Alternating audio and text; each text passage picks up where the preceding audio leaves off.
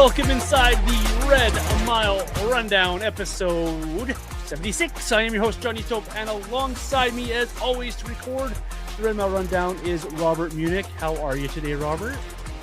Man, the playoffs have been good, and it's put me in a good mood. I just like kind of looking back on the last few years of playoff hockey, I feel like this has been the best first round overall. I know there's been a couple sweeps, but the hatred and just the pace of the games and the skill and the goal scoring, playoffs have been absolutely incredible so far. So yeah, that's been putting me in a good mood lately.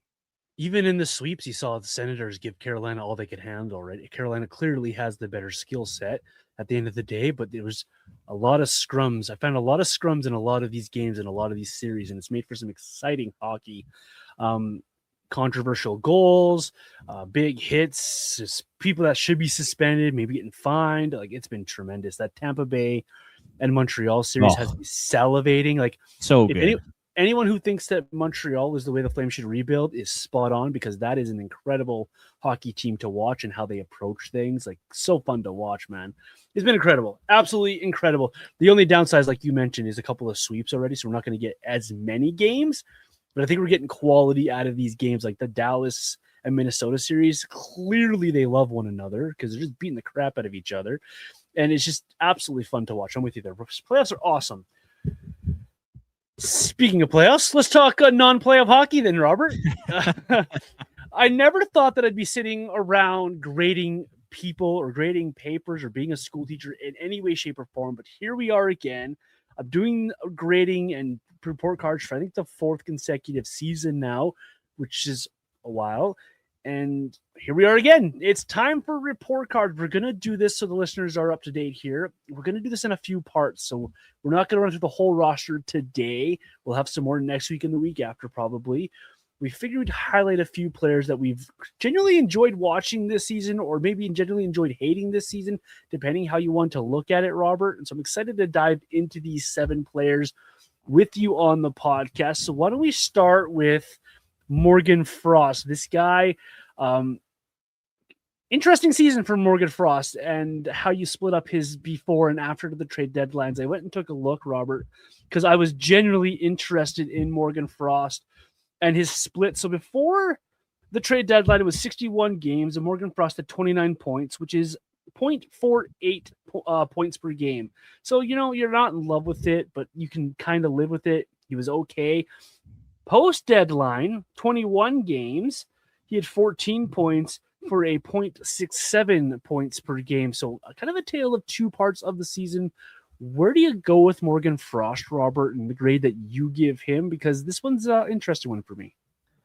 Yeah, I would say that his season was defined by inconsistency. I think that's probably the one word I would use to describe it, because, you know, there were a few nights. It didn't happen a lot, but I would say there were probably 3 to 5 games this year where you watched Morgan Frost and you thought to yourself, you know, number one, he's the best player on the ice. And number two, like, he looks like an elite NHL player. You know, I think there was a game against Toronto. There was an Edmonton game in Anaheim, a few that come to mind, where he put up multiple points and he was dangling and he was setting up his teammates and he was winning a ton of draws. And you're like, holy crap. Like, if the Flames could get this guy for 30 to 40 games a year, like, all of a sudden he's a really good player. But like I said, it only happened 3 to 5 times. So, you know, I would say the inconsistency was the part of his season that was very frustrating, because you see the high-end skill set, and then he'll probably go one game where he plays outstanding, and then the next 7 or 8 he's very quiet and doesn't do a whole heck of a lot. So if he can just up that consistency level, and if he can play like he did beyond the trade deadline after Nazem Kadri was traded, then I think you're looking at a really effective player for this team. But if he's the guy from October to the trade deadline, then I don't know if you want to invest a whole heck of a lot of him in the future. So yeah, my grade for Frost was a B. And the way I'm grading is just kind of based off of my expectations for the player heading into the season. And, you know, kind of what we saw from Frost in terms of the inconsistency. You know, some nights he's great, a lot of nights he's not, is exactly kind of what I expected from him. And yeah, I would give him a B. I would say kind of met expectations, and this is the kind of player I think we're going to see in the future heading forward here.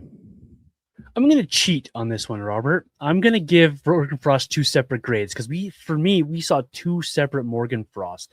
Before the trade deadline, he was around 14 minutes a night.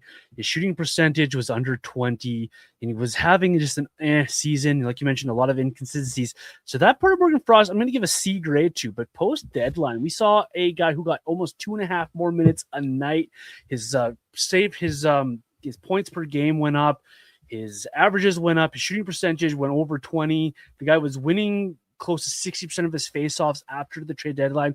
That player I can give an A- to because of the way that he performed. And like you mentioned, Robert, he was the best player a lot of nights. Definitely the best centerman for the Flames and what they've asked him to do.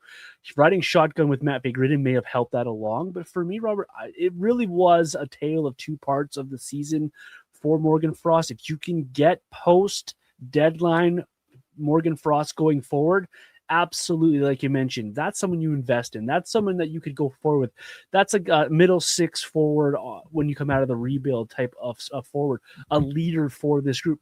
But if you're going to get the guy we saw before Kadri was dealt, that's trade him right now. Trade him now and get him out of here because that's just not a player you can build around. So we need consistency from Morgan Frost moving forward, and I think we can get it. This big off season for him, and he's heading into next season with a big opportunity to continue his team's number one center offensively as well for the Flames, getting all those matchups that help him out. Playing with those kids, you want to play with Matt Backlund going forward. You got to continue to produce. So I love the words you use with inconsistencies with Morgan Frost because if he can be consistent in his play, like we saw post deadline, that's a good player. That's a good hockey player. For sure. And there are a few things that I really like about Morgan Frost's game. You know, one is his ability to win faceoffs. He was right around 57% this year, which is outstanding. I think it was 56.7%. You know, one of the better faceoff guys in the whole league. Yeah, I do like him on the power play, whether it's, you know, he's going to be on the first unit next year and probably the year after that if they sign him. But long term, you know, he could be a decent power play 2 guy. I like him in 3-on-3 overtime. I like him in the shootout. I would say he's probably their best shootout player. You know, Matt Backlund might have something to say about that now, but, you know, over the last couple of years, Frost has been kind of the go-to guy in the shootout, which is those points are important in the NHL. So there's a lot to like about his game. And, you know, you mentioned the points per game before and after the trade deadline. And if you kind of draw those out into over 82 games, like an 82 game point pace. So from the start of the season to the trade deadline, it was a 39-point pace over 82. And after the trade deadline, it was a 55-point pace. So, I mean, if they get the guy who performed after the trade deadline next year, like all of a sudden, I could see Frost being a long-term piece in Calgary, particularly as a third-line center. Like, say you sign him to a 4 to 6 year contract. I could see him being a long-term number 3 center who provides a little bit of offense, anywhere from 39 to 55 points, and then does all those things that I mentioned before. Like, all of a sudden, I think you actually have a pretty good player there. And then you hope that Cole Reshny will kind of fit in as the number 2 in the future, and you hope to find a number 1 center at some point. And then all of a sudden, if you go those 2 young players, Reshny and whoever the other guy might be, and then Frost is your number 3, I think that's some pretty decent center depth. And Frost seems like a guy who could age well because I think he's a smart player. I don't think he necessarily relies on his skating to be an effective player. So I think a lot of his effectiveness comes from his hands, his smarts, his skill, and I don't think those are going away by age 34. So it's going to be really interesting to see what ends up happening with him. I think the Flames are in a win-win situation with him because either they'll end up trading him next year and they'll probably recoup a similar package, if not more, for Frost than they did to acquire him and Farabee. Or option 2 is you re-sign him to a long-term deal and he's your long-term number 3 center. So I think it's a win-win. I'm really intrigued to see how Frost can perform last year. Like, the one thing I'll ask you is, so we saw after the trade deadline, he's the go-to center for the Flames offensively on the power play and at 5-on-5. Starting next year when the games are more intense and more important than they were down the stretch, and you have opposing top forward lines and top defensive pairs going up against Frost, can he keep up? like he did at the end of this year, because I have a hard time evaluating players when the games literally don't matter, like whatsoever. So when the games matter again and he's facing better competition, can he be that 55-point guy, or is he going to go back to being the 39-point guy? Like, I'd be curious to know like where you think he's gonna perform kind of at the start of next year when things actually matter again. Yeah, that's a great question. Really, only Morgan Frost can answer that one for us. You hope that he can carry forward what he did the last part of this season. You hope that the expanded role, there's no Nazem Kadri to fall back on. Really, Mikael Backlund's not taking your offensive minutes away from you. So there really isn't anyone there to challenge him.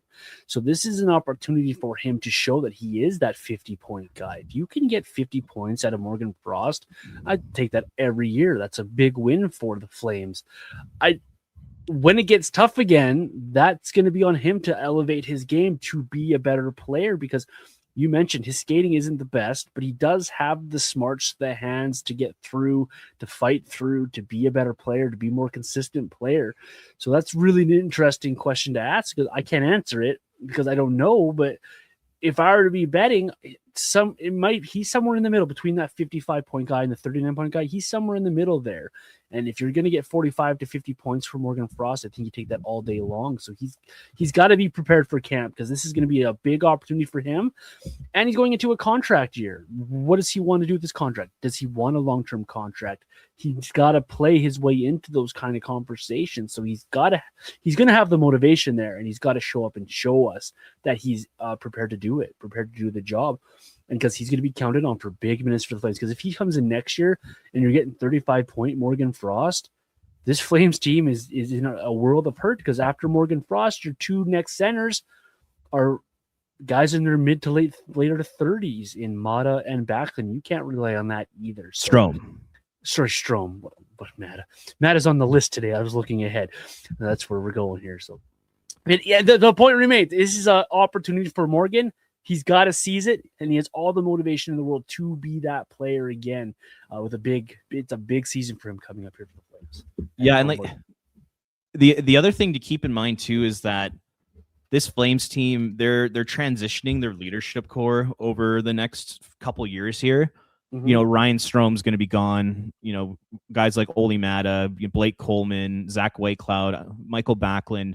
You know, these leaders on the team right now, these veteran guys, I don't know how much longer they're going to be in the organization. I think it could be anywhere between 1 to 3 years. So the team's going to have to start transitioning the leadership core over to this group of players who are in that kind of 23 to 30-year-old range.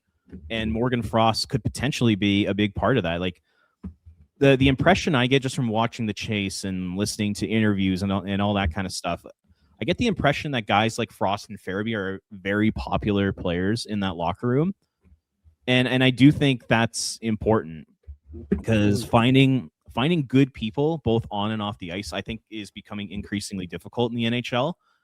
And, you know, if you can find a guy like Frost who can play those third line center minutes for you, and like I said, you know, play some special teams, and he's good in 3-on-3 in the shootout, and, you know, he can put up, you know, 40 to 50 points a year. Like that and is good in the locker room and is respected by his teammates. All of a sudden, that's actually kind of an important player and could be a guy to fill out your middle six of your lineup for, you know, the next 5 or 6 years. So yeah, what I'm in terms of the future, like looking forward, I think they should not sign him this summer. I think they should go into next season with him playing on a contract year, and let's just see what you're going to get out of him. Because if he is going to be the 35-point guy and you do want to re-sign him, then, you know, all of a sudden maybe the deal is like a 4x4 and you don't have to pay through the nose for him.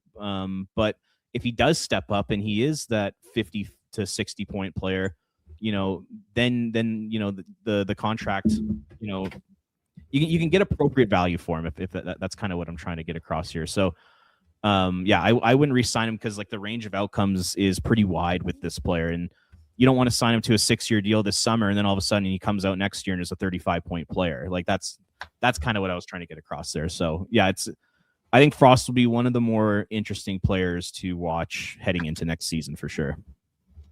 I think you're betting against yourself if you sign him right now. And that's no disrespect to Morgan Frost, no disrespect to what he brings to the table. But why would you not let this play out a little bit more? Why would you not let this become a conversation that around January 1st, then you're looking at, okay, what do we do with him? You've given him a good sample size of the season to show what he's bringing next season, what he brings to the table, what kind of a player he is, and you make your judgment from there. If it's not going well, you trade him off for an asset, so be it. But if things are going well and you're getting what we saw the last 6 weeks of the season, and you sign that guy to a multi-year extension, I think a lot of fans will understand why you did it. But you got to do your due diligence first, and that means hoping he comes into camp ready to go and hoping that he takes advantage of the opportunity put in front of him by the Flames. Well, that's a great point, because if you're Morgan, like, you're going to head into next season as the team's number one offensive center. You're going to be on the number one power play. You're probably going to play with Matvei Gridin on your wing all year, who's one of the best playmakers on the team. You know, there's potential, like big time potential, for Frost to be a 50-point guy. And if he does become that player all the way into February, then I think he's looking at a much bigger contract than he would had he signed this offseason. So yeah, that's a great point by you. If he maximizes out his opportunity, this guy could be looking at like a 7x7 type of contract, right? Like, let's be honest here. If you're looking for a long-term contract and you maximize yourself out and you're on pace for over 50 points, maybe closer to 60 points, you get paid for that kind of stuff. You get paid to be in that situation, in that spot. Now, 7x7 might sound rich to a lot of fans listening, but go look around the league. Those kind of players get paid. They get the money. They get the term. They get the contract. It's 100% in Morgan Frost's court for me in this situation. Well, yeah, I mean, especially with the cap going up, like it's going up considerably over the next few years. So, you know, say in 2023, you're a player on a 5x5 contract. Well, all of a sudden, that in 2028 with the cap going way up, all of a sudden that $5 million player in 2023 is now a $7 million player in 2028. So throwing out those numbers, if he produces and plays great next year, I don't think is honestly that crazy. Yeah, if you're maxing out, like, that's what I'm talking. Like, I didn't come up with those numbers, but like I got those off the radio, and I was shocked when I first heard them. But then you think about it, and you're like, that's actually right on pace for what that kind of a player gets in today's NHL. All right, let's move on to the next guy. You talked about inconsistencies with Morgan Frost. This next guy is Mr. Consistent for me and for the Calgary Flames. He's Mr. Everything for them defensively as well. Pretty easy to give Mikael Backlund a grade here. This guy shows up, he plays hard, he does what he does. He takes on some of these really tough matchups. He plays in really tough spots for the Flames, and he continues to be a massive leader off ice for the Flames as well. The expectations for Backlund couldn't be all that terribly high for anybody, because we all know what Mikael Backlund brings. And for that reason, it's pretty easy for me to give this guy an A grade. I know it was a down season for the Flames across the board, but this guy still showed up. This guy still led the team. This guy still did his job, and it was tougher some nights than other nights. But for me, Mikael Backlund, I'm going to give him an A grade, because I really actually appreciate what he did this season in a tough spot for the Flames. What say you, Robert? Yeah, I'm 100% on board with that. And I know there's a section of the Flames fan base that does not like Mikael Backlund for some reason. And I know it's so weird. Yeah, I mean, I think where it comes from is just the fact that you had like Jerome and Mark Giordano as captains before Mikael Backlund, and those guys were more, they were elite players. You know, Jerome Iginla's winning scoring titles and is one of the best players in the NHL. You got Mark Giordano, who's winning Norris's and is one of the best defensemen in the NHL, and they can hit and fight.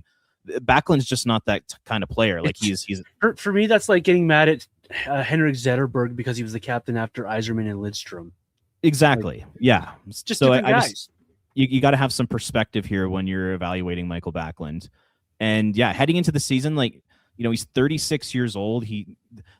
A lot of players, when they hit that age, really start to fall off. It's pretty rare for somebody to maintain or even improve their level of play at that age. And heading into the year, I was thinking to myself, you know, I could see Backlund being a 30-point guy and really focusing on defense and, you know, taking maybe a bit of a step back this year. I think it was the complete opposite. I actually thought he performed quite a bit above my expectations. Like I thought he had a rock solid year. And, you know, I agree with a lot of the points you made there. Like, he's taking on some of the toughest matchups in the entire NHL. Like, he is relied upon defensively almost more than any other center in the league. I look at, there's a couple guys like Chandler Stevenson and Ryan O'Reilly, and those types of players were taking out big matchups too. But Backlund was right there, and he starts in the D zone a ton. He takes a million draws. On top of that, like he was second in team scoring. I know 43 points is nothing great, but for a team that can't score, and for a guy who's playing strictly defensive matchups and playing against the opponent's top players, for him to put up 43 goals on a team that can't score I thought was thoroughly impressive. He was a +7. He broke even at 5-on-5 in terms of goals for and goals against, and that's on a team with a -47 goal differential. Like that says a lot to me. That tells me that he is an extremely impactful player.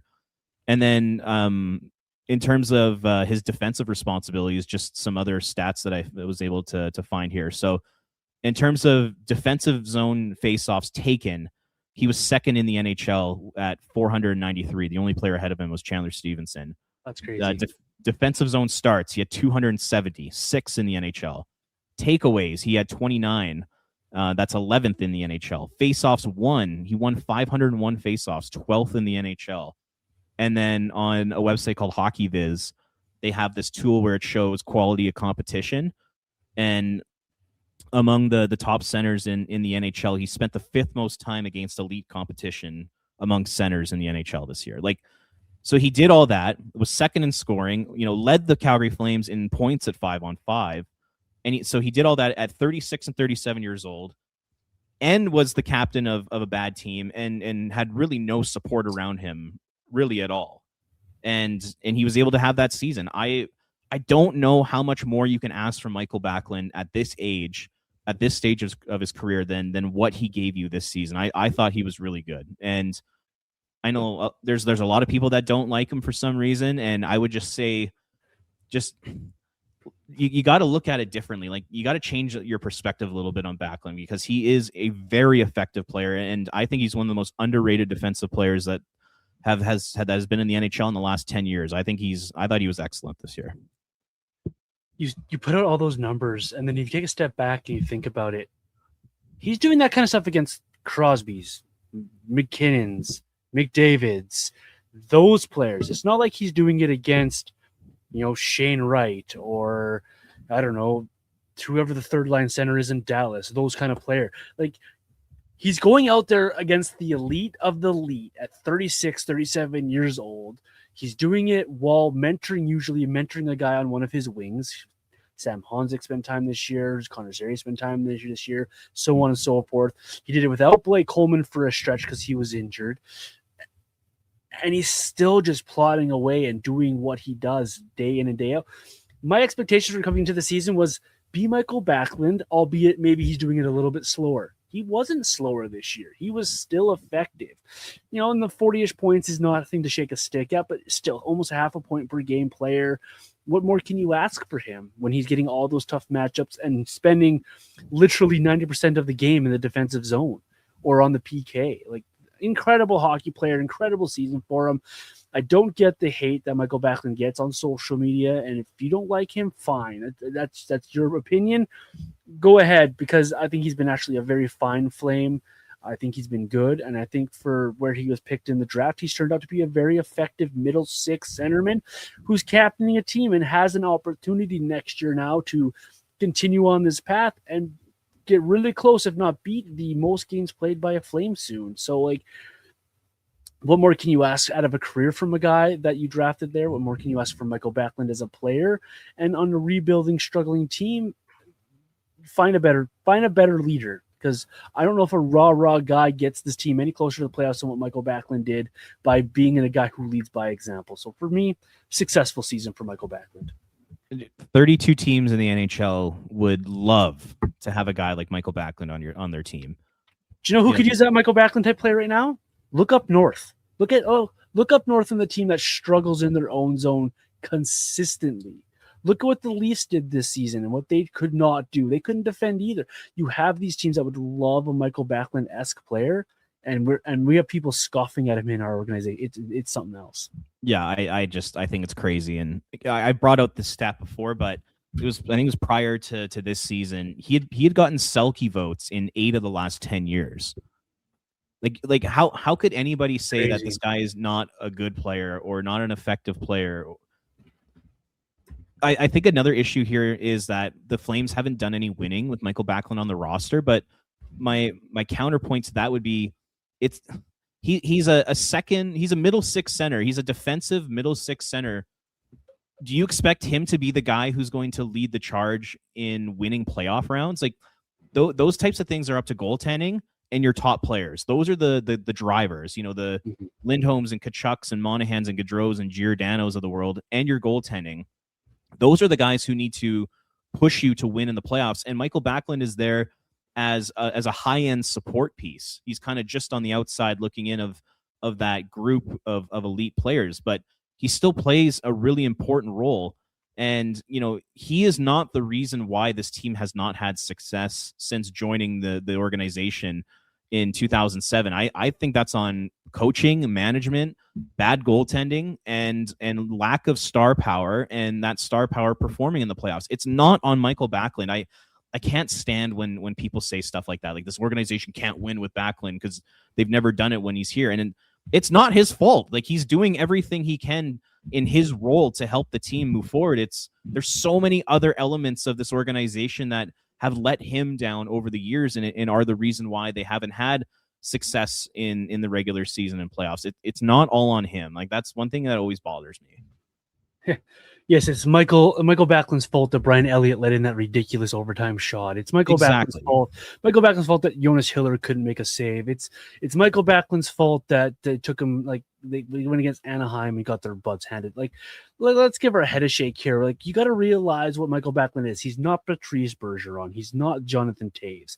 He's the next level down. And there's nothing wrong with that. And there's absolutely nothing wrong with that. I just spent time talking about that and about how this is a good player.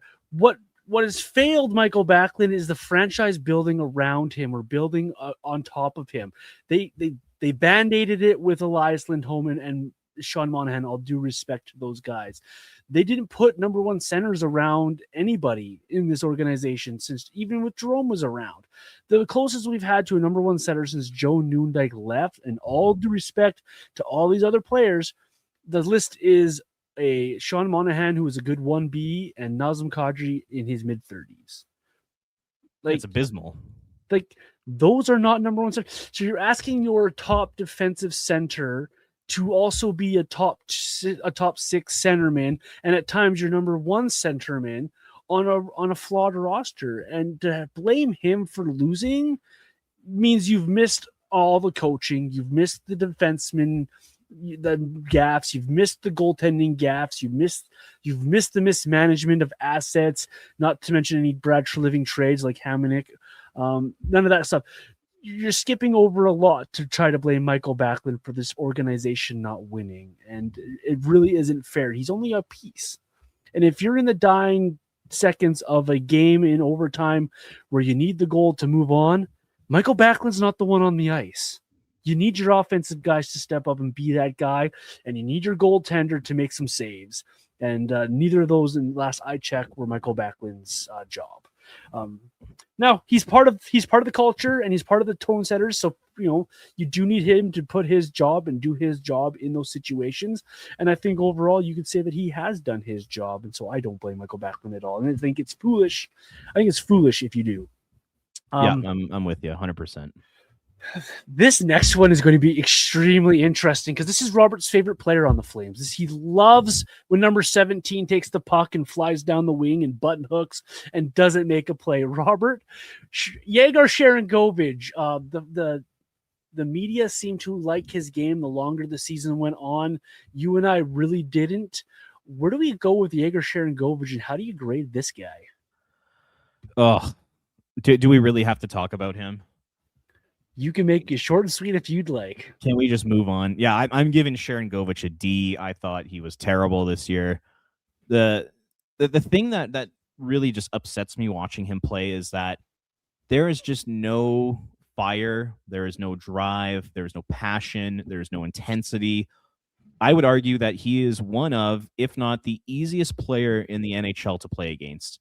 He will not put a hit on you. He will not forecheck hard. You can easily win a battle against him.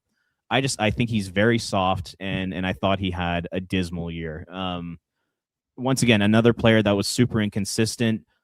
You know, in the NHL, a lot of these players, they'll have a certain skill set that is high end and keeps them in the NHL. And I genuinely believe that Yegor Sharangovich has a high end shot, but he doesn't use it. He never uses his shot, which is another thing that drives me absolutely insane. It's like, dude, that's like all you're truly good at in the NHL. Rip pucks. Like every time you get a chance, shoot the damn puck. And he just didn't do it this year. So the fact that he was so easy to play against, the fact that he wasn't a driver offensively whatsoever, the fact he didn't use his shot, it was a very frustrating year to watch this guy play. So, I have him as a D. And, he was a -20. He's on the ice for a ton of goals against. He's not penalty killing anymore. He's not good defensively. Like, he doesn't bring anything to the table. And he's making $5.75 for another 4 years. So, yeah, this was a disastrous year for Yegor Sharangovich. I thought he was terrible. And, you brought up, it's, in the media, like a lot of people are saying, oh, he's really starting to turn his game around. And like, look how much better he's been since the beginning of the year. I could not disagree with that more. I thought he was absolutely junk this year for the entirety of the 25-26 season. So yeah, I did not like his game whatsoever. I've given him a D. You see flashes every now and then. You see one good play, and I think that's what the media likes to strap other boots to. But it's just like, you don't get it all the time, and you don't get it consistently. And yeah, you get that Office Space meme of, what would you say you do here, Yegor? And that's where I leave off with him this year. Is I'm not sure what he does. Like you mentioned, he doesn't use his shot, and that shot's incredible when he does use it. He doesn't perform on the penalty kill anymore. He's very awful on the power play, and he does a lot of cardio on a lot of nights. And so it's hard to give him anything higher than what you did, Robert. I'll be nice and I'll go C- because he does have a shot, and when he does use it, he can be effective. He did get, in the teens with his goals again this year, but this is a guy you're paying to get 20 or more goals. This is a guy that you're paying to be in your top 6. Let's be honest here. If you pulled the coaches, you'd think that Yegor Sharangovich was a top 6 winger on this roster. Like, that's what they were hoping for after he got to 30 goals. So where has that player gone? Where's the consistency in the game? Like a lot of players this year, that inconsistency word is going to keep coming up over and over and over and over again. And for me, that's where Yegor Sharangovich is. I don't think we need to spend any more time on Sharangovich here. Yeah, just like the main frustrating thing is for me is just that he's so easy to play against, and that there's no pushback in his game. Mm-hmm. And that you can sometimes struggle offensively. Like sometimes you're snake bitten, and sometimes you're inconsistent. Like that's going to happen with NHL players, but at least bring something else to the table. And he brings nothing else to the table. Like, the only time he's ever effective is when he's scoring goals, and he only scored 15 of them this year. And he just brought nothing else to the table. That's the most frustrating part about his game. And, like you said, there is some talent there. We saw it in his first year in Calgary. Like, he had, a solid 3 months in the second half of that season and put up a ton of goals and points, and he was looking pretty dynamic. But, we haven't seen that guy over the last 2 years. And like I said, when he's not scoring, he's not doing anything for this team. And, to be making $5.75 is frustrating for another 4 years. Because one thing you have to keep in mind here is that a lot of these young players on the Flames, they're going to be signing their second contracts out of entry level while Yegor is still on the roster. So it just feels like $5.75 million of wasted cap space, to go on top of Huberdeau's 10.5. There's over $16 million worth of dead cap space on this team because of those two players. And Brayden and Parekh and some of these other guys are going to be signing big time second contracts. And I hope Yegor Sharangovich and a Huberdeau don't get in the way of the Flames being able to sign these core players to long-term deals. So Robert and John love Sharangovich. Sharangovich. Thanks for the year, Sharangovich. This next one is going to be an interesting one as well for me, because I'm not as high on this guy as a lot of other Flame fans are, and a lot of Flame fans give this guy a lot of positive feedback. Post-trade deadline, though, Adam Klapka in the 19 games only had 5 points, was a -8, and I really thought he shrunk when things took a turn at the trade deadline here. I'm not sure what grade to give Adam Klapka because I want to be nice, but at the same time, I wanted to see a lot more from the big man because at times this year, you saw him elevate in the lineup and he was clearly the Flames' best forward. He played alongside Nazem Kadri for parts of the year, and he looked really good when he was elevated in games. But then he would start the next game in the top 6, and he looked awful. So he was such an up and down season. I'm going to give this guy a C+ because you saw some good. You saw what other fans would love about this guy. He does have some skill set, but again, that inconsistency word sticks in for me. Again, I'm not sure what to make of his overall season and what he brings to the table next year.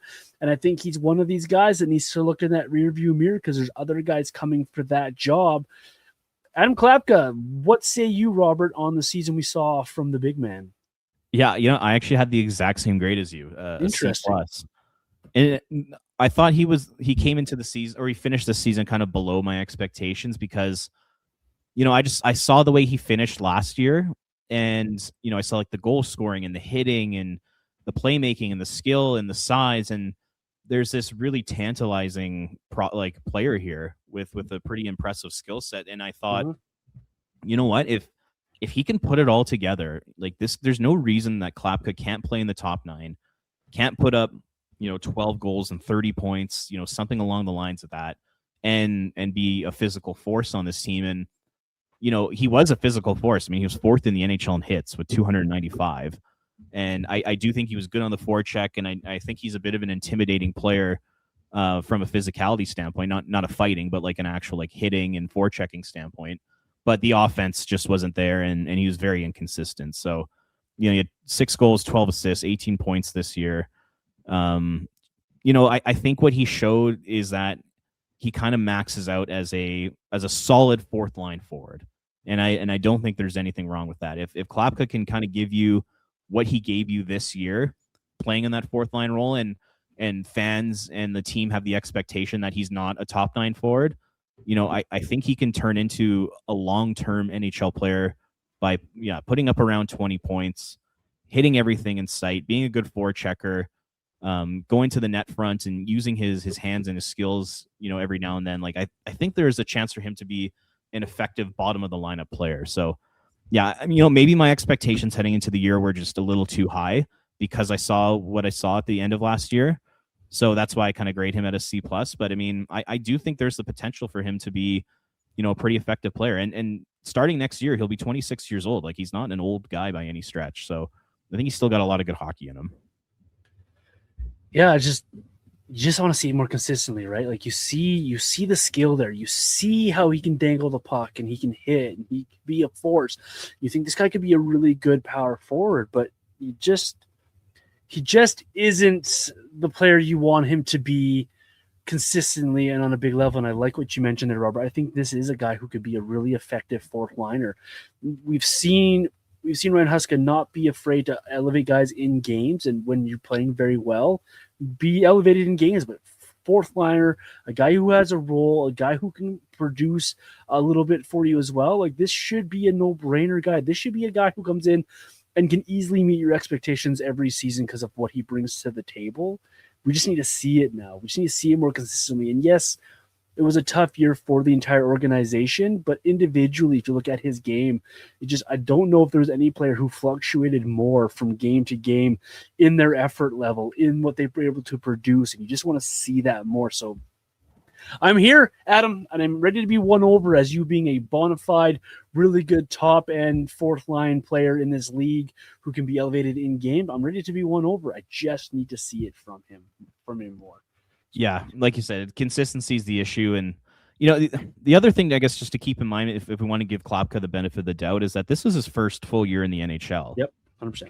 So there still is potential room for growth. Like he was a big-time project coming over to the Flames. Like in the Czech League in 21-22, he only had 18 points in 44 games. Like, this was not a guy that dominated at other levels of hockey. He's kind of slowly had to learn and develop and get better as the years have gone on. And who knows, maybe after a full year of playing in the NHL this year, maybe he learned a whole bunch of lessons that he can take into next year and become a top 9 player. But I just think heading into next year, we have to manage our expectations with him. I think our expectations, mine in particular, got a little out of control for him. And so if we go into next year saying, okay, let's just expect him to be a fourth line player, and if he's more than that, great. But if he's not, then I think you have an effective bottom of the lineup guy. That's kind of how I'm going about it heading into next year. Yeah, that's fair. Absolutely fair. I'm with you on that one. This next guy is probably the only other guy on the roster we could talk about consistency with, and as in he was very consistent in his play. He's a guy that was traded for midseason, who was brought in. A lot of people thought, hey, he might just be a flippable asset. He might just be a guy that they bring in for a few weeks and they flip him again. But Zach Whitecloud really asserted himself, and he was not shy about saying he wanted to be in Calgary, wanted to be part of the solution, wanted to be here and to be a guy that could be counted on. And boy, did he play like it. It's hard not to give Mr. Whitecloud an A, even an A+ for the season he put together for the Flames. Leader on and off. Like at the end of the season there, he didn't have to play that last game after losing all those chiclets and being in the dentist chair for 9 hours, but he straps it on up and he goes out there and he plays well for the Flames. This is a player going forward for the Flames that I think can be their next Giordano on the back, not winning Norris's Giordano, but a good, solid leader that can help these younger defensemen develop, and you need that back there. Zach Whitecloud came in here, he asserted himself, he took a role, and he's now a go-to guy for the Flames, and so you can't help but love this guy, love what he brings to the table. So for me, Mr. Whitecloud gets an A to A+ here from me. What say you, Robert? Okay, we got to start having some different opinions here. People are probably getting bored because I got him as an A as well. Similar letter grade. An F for Whitecloud. F. Do more. I don't have anything bad to say about Zach Whitecloud, both as a player in person. You know, like, sure, could you want a little more offense out of a guy who's playing in your top four? Okay, sure. But overall, like, we'll start on the ice. I think he's a really solid defensive player. I think you could put him out against opposition's top lines, first or second line, and he can handle himself well. He's really good in his own end. He plays well in the penalty kill. He's willing to sacrifice the body with physicality and blocking shots. I actually think he's a better puck mover than a lot of people give him credit for. I was impressed by his ability to make those first outlet passes. And then you look off the ice, and I think that's where you're even more impressed with him. Like, how many players in the NHL can go from one locker room to another and literally within days become a leader and put a letter on their jersey? And Whitecloud's not like an all-star or anything like that. It's not like the Flames are getting Sidney Crosby and you automatically just put a letter on his chest. Like, this is a kind of a second pair defenseman. Like, literally right away became an assistant captain on the team, which I thought was just incredibly impressive. And then, publicly, at least, like from my perspective, like, we don't know all the charity work these players do, but from my vantage point, it looked like Whitecloud in his 2 months or even less than 2 months with the Flames did more charity work than like anybody else on the team. Like, he's like in the community, he's embracing being a Flame. He's taken young players under his wing. Like, you can tell he's a great leader. Like, what more can you ask for from a guy who is essentially a cap dump and a throwaway in a bigger trade? Like, Whitecloud, when they first acquired him, I thought to myself, okay, well, they should absolutely flip him, add another draft pick to this, haul that they got for Rasmus Andersson. And, within a week, I completely changed my mind. I'm like, no, you got to keep this guy for at least the next couple years. And who knows, maybe you sign him, maybe you trade him. We'll cross that bridge when we get there. But for a rebuilding team, I think it's so important to have players like this in your lineup. And yeah, I have nothing but great things to say about him. I am so impressed by just the character, the leadership, the on ice play. Like, the fact that they somehow got Whitecloud and a first and a second and a prospect for Rasmus Andersson, who hasn't even re-signed in Vegas, is an incredibly impressive haul from Craig Conroy. Like, I don't think he could have done much better in that trade. So yeah, Whitecloud gets an A. I am thoroughly impressed by this guy. I just think he's awesome. One of the best parts of that trade was, you've heard this reported by a few people, is Whitecloud was always in that deal. He was targeted by Craig Conroy in that deal. Like, he was you had to have made him part of that deal to get Rasmus Andersson. Like when you have a general manager who's that convinced of a guy, and then the guy that comes in here and convinces all of the Flame fans what Craig Conroy was seeing in just a short amount of time, it's a special player. He might not be a Norris level going to, blow you away with all the points, but man, what he brings to you, the community, to the team, incredible hockey player. Just look at the reception he got in Vegas when they went back there. Whitecloud play, yes, he was part of a Stanley Cup winning team. Like there's always going to be a special place in people's hearts for every player on that roster. But during Whitecloud's time in Vegas, he was a second and third pairing defenseman. A lot of nights he was on their third pair. Mm-hmm. And look at the ovation he got. He got a standing ovation. Like restaurants and bars were putting up signs saying "Welcome back, Zach." And you hear that teammates absolutely love the guy. And I'm almost wondering, the Vegas Golden Knights, they struggled after acquiring Rasmus Andersson. And I wonder if losing a guy as integral to their culture and their locker room as Whitecloud, I wonder if losing him actually kind of hurt Vegas. I mean, we'll ultimately end up seeing what happens in the playoffs here. They're down 2-1 as of this recording, but I wonder if Vegas misses him a little bit, because I mean that's tough. You're taking away a beloved teammate, a best friend out of a group, to bring in a guy who's not even signed into next year. And Rasmus Andersson has a big personality. Like I wonder how that's gone over in the Vegas locker room. So yeah, I just still can't believe they got Whitecloud and the picks and prospects for Andersson. Very, very impressive by Conroy. Maybe a little bit of a lesson for Vegas in loyalty, and maybe having a little bit of loyalty actually does benefit you, but I digress. The next guy on our list is a guy who was kind of a part-time player this year, Robert. I'm going to be honest. I'm a little disappointed he didn't do a little bit more to solidify himself, because there was opportunities there, especially after Yegor was moved and especially after Andersson was moved. And I know we were trying to get the kids to play, but Brayden Pachal really had an opportunity here to take a job and solidify himself a little bit more in this Flames lineup. And he ended up being like more of an eighth defenseman for this team when it was all said and done. Given the injury to Hanley, he was able to play a little bit more as well. I want to give Brayden Pachal a C+, because when he was in the lineup, he was fine, but I thought he could do a little bit more to be more consistently in the lineup.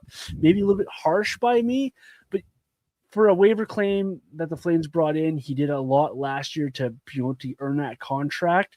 I don't think he did a lot this year to justify that contract. And again, might be a little bit harsher some, but just I thought a little bit more from Brayden Pachal could have helped him be a more consistently in the lineup type of player. And when he was in the lineup, he was just there a lot of nights. He didn't really bring anything extra to the table here.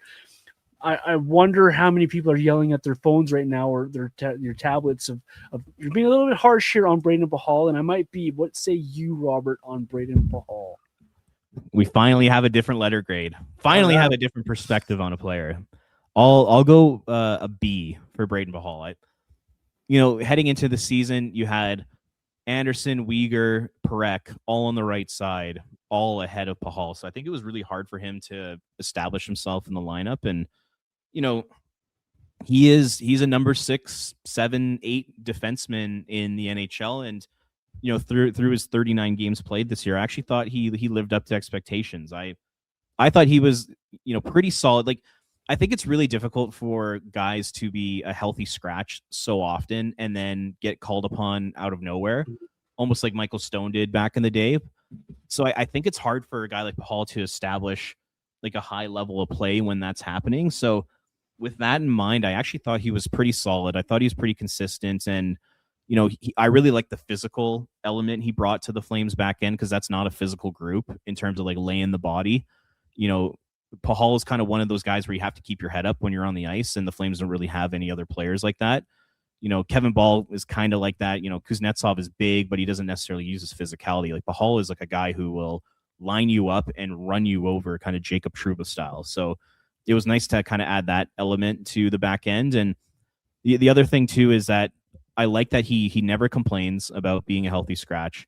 It's, by all accounts, like I heard some interviews over the course of the year. I think one of them was from Ryan Huska, and said that Brayden Pachal is a beloved teammate in that locker room. Like, guys love the guy. And I think that's important when you're kind of one of those extra players, because if you're going in the room sulking and like, oh, I'm not playing again, oh man, like players are going to hate that. So the fact that he had a really good positive attitude and never complained and worked his ass off and played hard when he got in the lineup, I respect that. So yeah, I'll give him a B. I thought he lived up to being that kind of extra defenseman, if that makes sense. And the Flames are gonna have to make a decision this summer. Like, they're gonna have to move on from either Pachal or Hanley, I think, at the very least. And I would actually pick Pachal over Hanley. I think it's important having, like I said, that physicality. Also having a right shot if they want to move, Perek to the left or something like that. Like, it looks like Whitecloud could maybe play on his offside every now and then. So moving a lefty, I think, makes more sense than a righty. So yeah, overall, I was happy with Pachal's play. Actually, I thought he was pretty solid. Fair enough. I just want a little bit more from him. It was my take on things, but hey, I like what you Totally said. Fair. So, good guy though. Like, it's like what you mentioned there. Like, when teammates love you and you're a good guy, and you're not sulking. That is a lot for an organization as well. And I know people hate the word, but that's kind of what you want with culture in that dressing room. You want guys that want to be there and be good teammates and not sulk. So that's good for the room as well.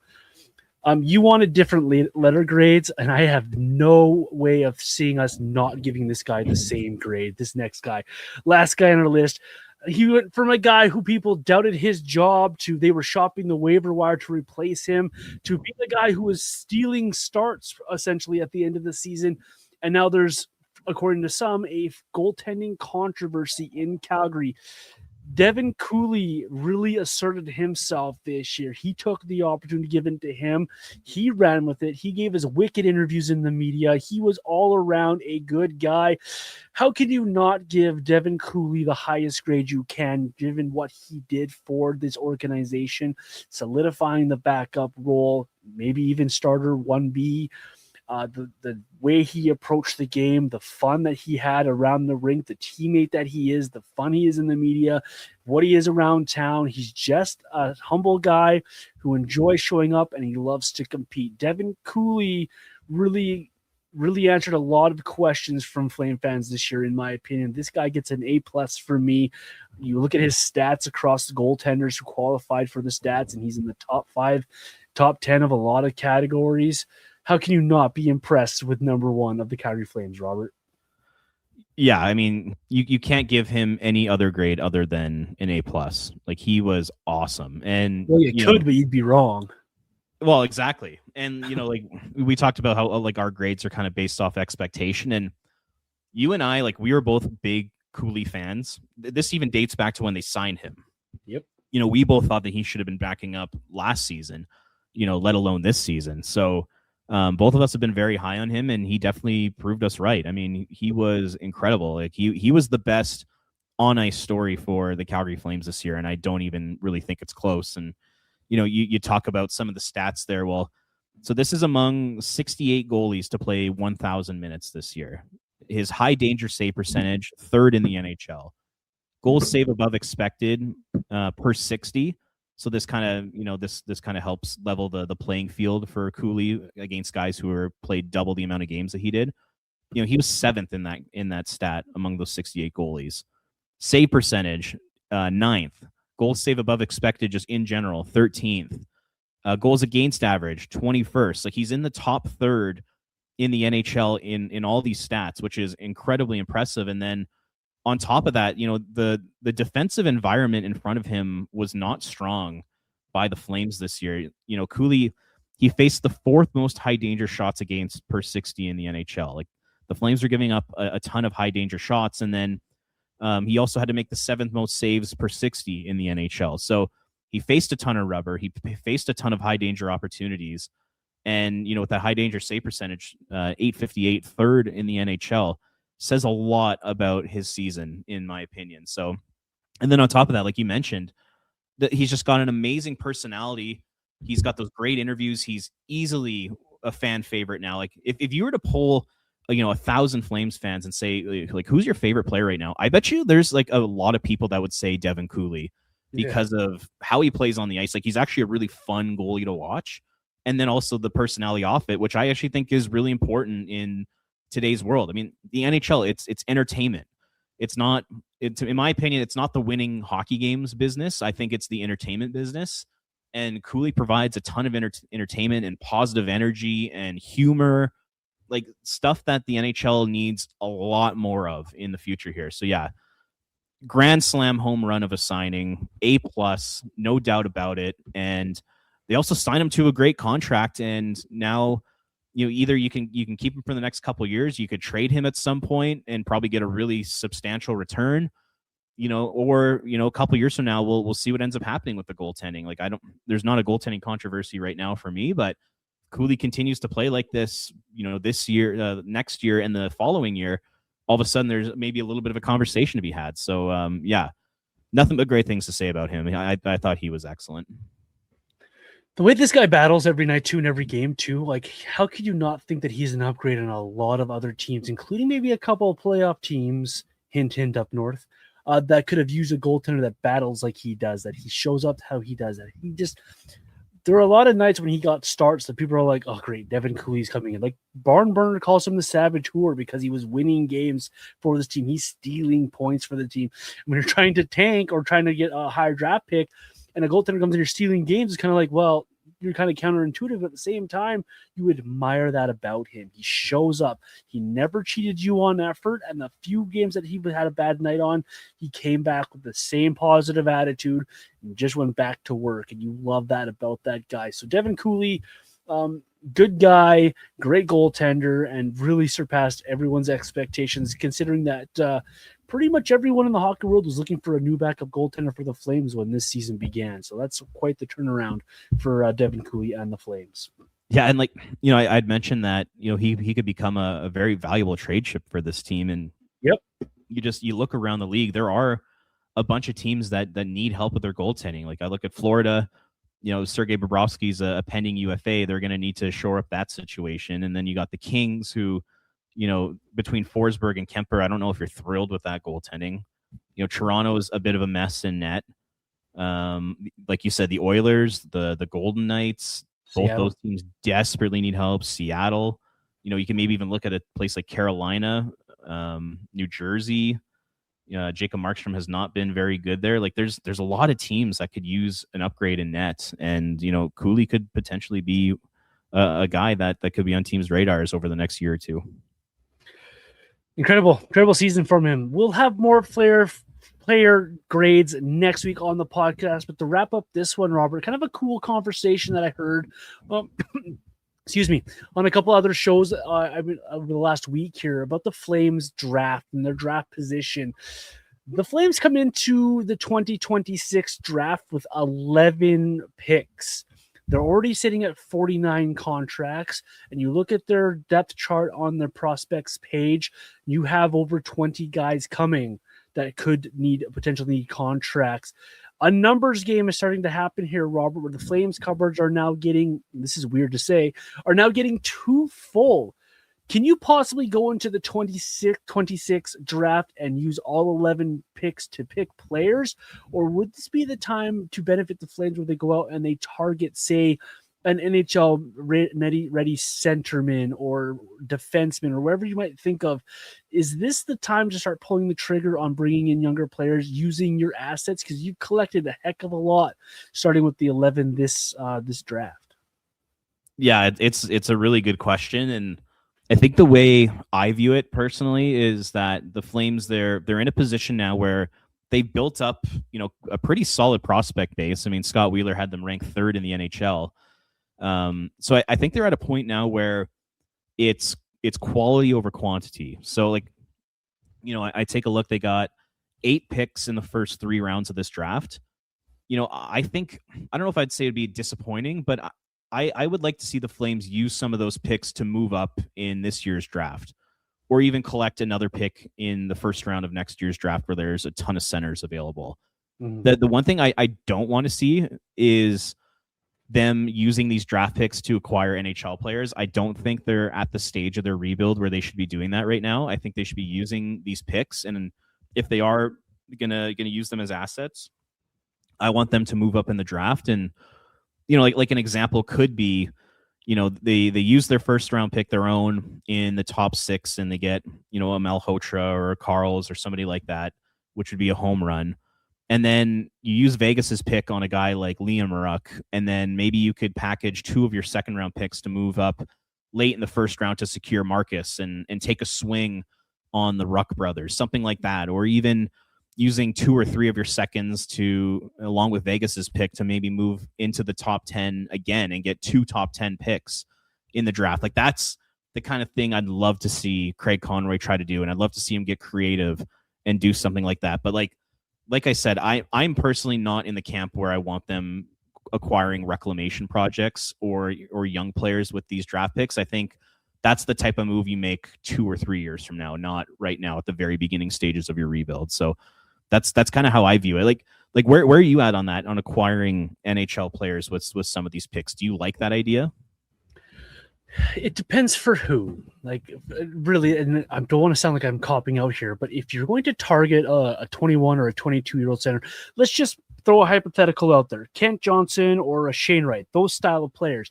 Say that costs you a couple of second rounders and a fourth or something, say whatever the price might be. Does that benefit your roster now and later down the road? I think because of their age and their development cycle, they fit in exactly what the Flames are looking for. But at the same time, you have to be sure that the player you're bringing in can get to the next level with your organization. Does he fit in with what you're trying to do? Because that's a dangerous game to play, and we've seen teams try that before, and it works, and we've seen it fail before as well. So really have to be careful when you're trying to get NHL players. What I really like is what you mentioned there about the Ruck brothers, and I'm not just saying of the Ruck brothers. This draft for me and how I go about approaching drafts is I do my research. I watch my film. I'm not as dialed in as guys at Elite Prospects are. Those guys are incredible, but I do my research, and for me, from that about 7, 8, 9 spot to around the 20th spot, there's a chunk of players there that could be potential difference makers. And so if I'm the Flames, and regardless of where that Vegas pick ends up, I'm going to try to get myself back into that top 15, top 16 area and find another way to get another prospect in my ranks that I'm high on. You have your target at the top. You're going to get one of the top 6 guys in this draft. You're going to walk away very happy with whoever that might be, hopefully McKenna, that you can jump back up into that top 15 and find another guy that you're really excited about. And there's a whole host of guys that you could pick from in that area. And you should be able to be satisfied with that. I think this is the time for the Flames to be aggressive in draft, not with players, but in draft. Use these draft picks. You got 11 of them. If you come out of this draft with 11 players, it's going to be a little disappointing for you, to be honest. You need to be aggressive in draft. Start getting the quality. We have the quantity. We have our guys coming, the Bashes and all those other guys coming. Let's get those higher end guys that we're more excited about. Like, how excited are we about Parekh and what he's bringing to the table? How much more excited are we going to be about this top 6 pick that's coming? Think back to the Gaudreau, Monahan, Bennett days, those days. How excited are we that, we have Monahan, we just got Kachuk, Bennett's coming.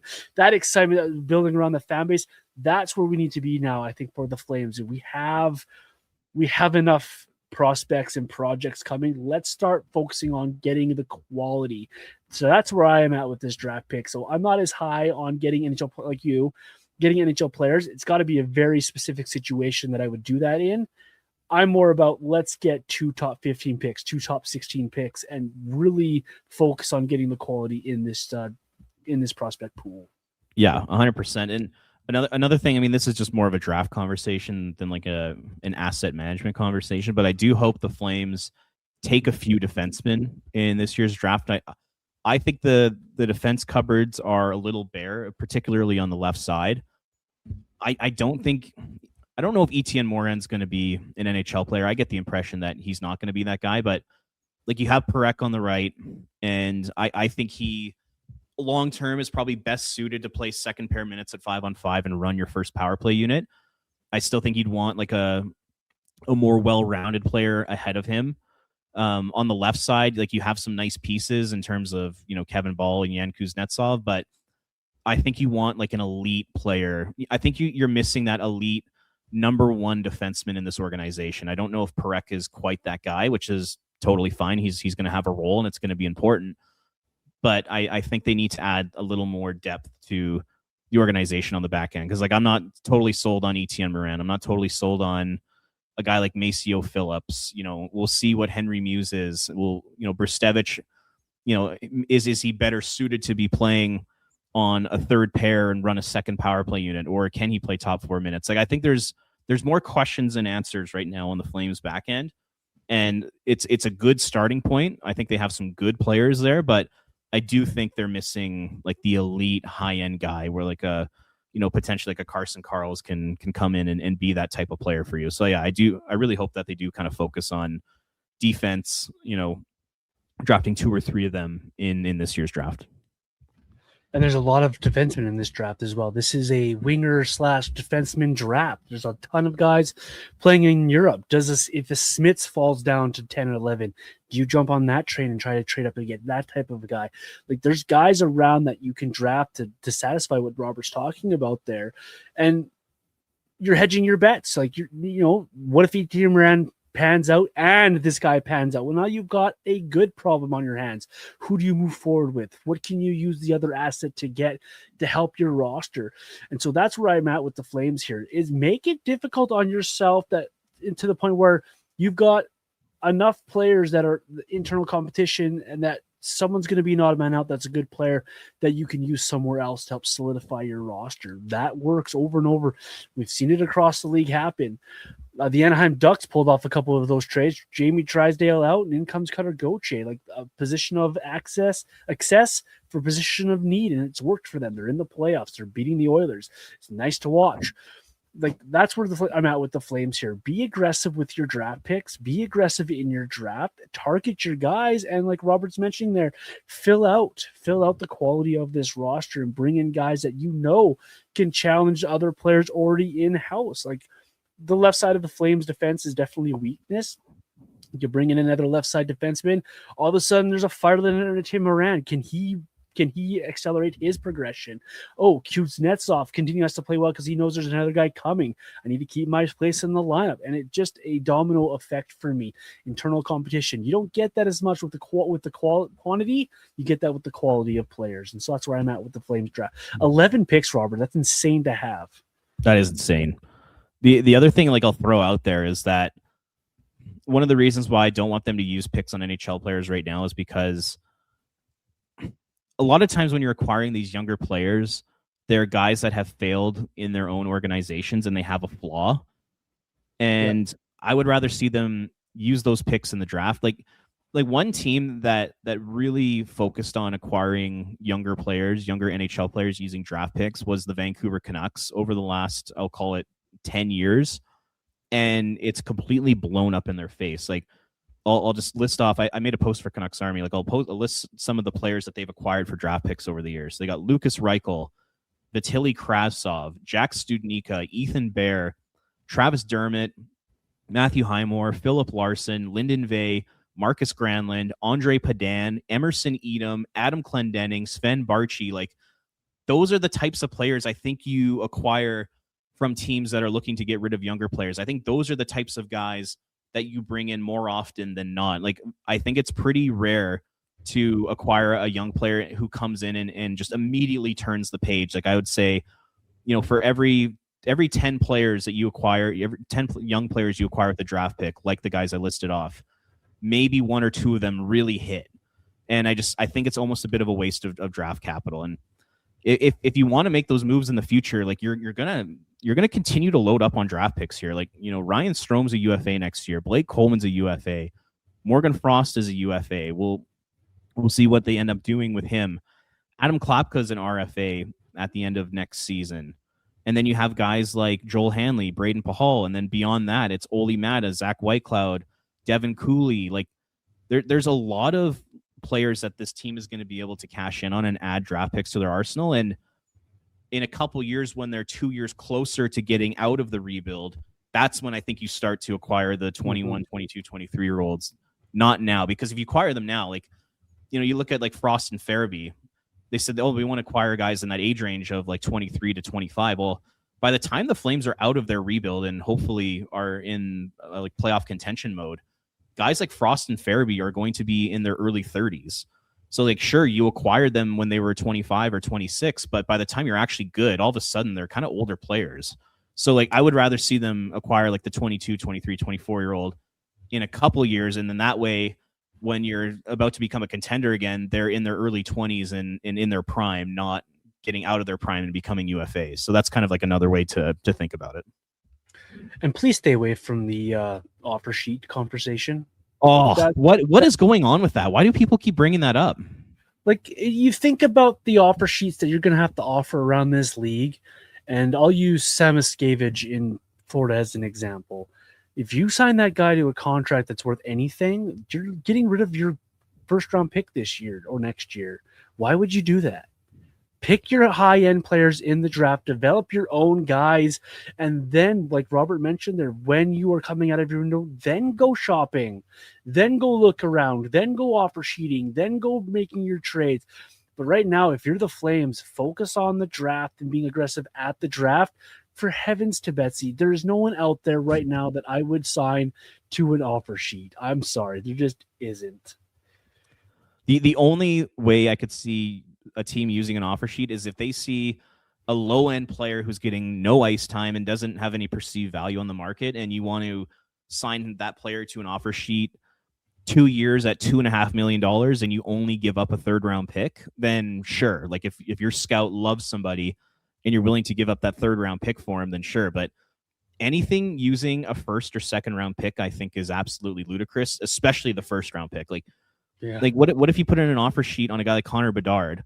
You're going to have to offer him $17-18 million even for him to consider coming to Calgary. That's 4 first-round picks. You're going to give up 4 first-round picks your own picks too at the very beginning of your rebuild? Like, what are we talking about here? And they're going to be your own picks at the top of every round. Like, why would you do that to yourself? It's ludicrous. That whole conversation has to stop immediately because it makes absolutely no sense. Like I mentioned, the only time that I would use an offer sheet is, okay, this is our window. We've targeted this year to come out of the rebuild. So the next 5, 7, 8 years, we want to be competitive. So let's go sign Broberg to a contract. Let's go sign, somebody else like that's when you pull the trigger on offer sheets, in my opinion. When you're starting a rebuild or in the middle of a rebuild, what good does that do other than, hey, we spent too much money on a player and now we lose draft picks for him? Excellent management. That doesn't make any sense to me. So media in Calgary, please do not entertain the offer sheet conversation. It shouldn't be a thing in Calgary. No, not for a second, especially if it includes a first round pick. Like, you're telling me that you're willing to sacrifice your first round pick in the Landon Dupont, Alexei Joseph draft? Like, what are we talking about here? Oh, the goal is not to get Alexei Joseph next year. I don't know what we're doing, because he's exactly what the Flames need. 100%. And like, on locker room cleanout day, there's so many questions to the players about, what's it going to take to get this team into the playoffs next year? It's like, why are we talking about that?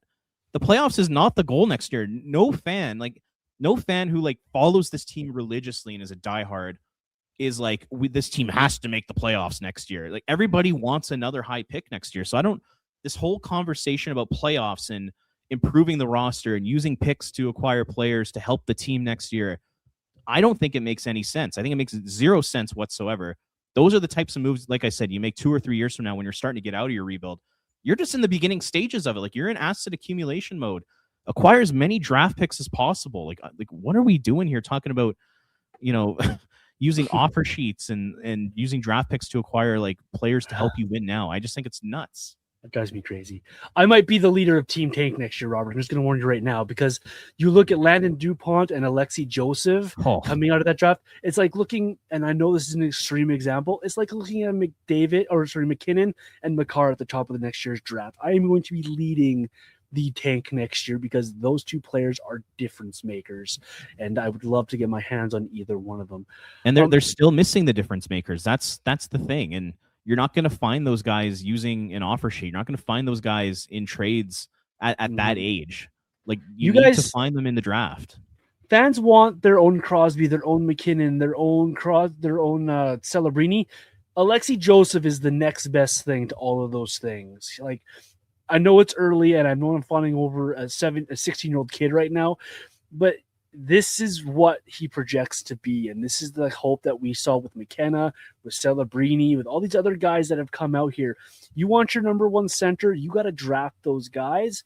There's an opportunity for the Flames here for 2-3 seasons to really capitalize, get themselves 2 or 3 really good difference makers, plus a couple of mid-round first rounders to help round out this roster and put themselves in a good spot. You offer sheet, that ruins it. You be aggressive on getting an NHL player, that ruins it, in my opinion. So please stay the course. I will lead Team Tank next year. I'll make the t-shirts and everything. I would do almost anything to get Alexei Joseph on the Flames next year. I love it. Love hearing that. That's my rant for the day. I know the offer sheet part wasn't on the rundown today, Robert, but I thought I'd fit that in there with the draft conversation. Anything else we've missed on the podcast today, Robert? If not, are you doing anything for flamesnation.ca? Are we excited about the draft lottery over there for you guys? And how can the folks find you and your work? Yeah, it's got we're doing a lot of report card articles. I'm back writing again. I haven't written an article in a while, but I'm starting to write again, which is fun. So I got a Joel Farabee report card coming out, so that'll be good. Nice. And then at Flames Nation, we're going to be doing a live show. I think it'll be some of the Afterburner people like Mike and Pike will be hosting a draft lottery show, and then we also have a draft lottery party at Greta with like Pinder and Boomer and all those guys. So lots of draft lottery and draft content coming out for sure. It's going to be awesome. That's Robert Munich at Ring of Fire CGY. I'm Vintage Johnny 84 across social media. And of course, the show is Red Mile Rundown wherever you get your podcasts or social mediaing done. Thank you so much for joining us this week on the podcast. We'll be back next week with part 2 of the report cards. Some interesting names coming up on the docket next week. So stay tuned for that. And thank you for making us part of your podcast rotation. Continue to enjoy the playoffs. Continue to enjoy the downfall of the Oilers, and we'll see you guys here next week on the pod.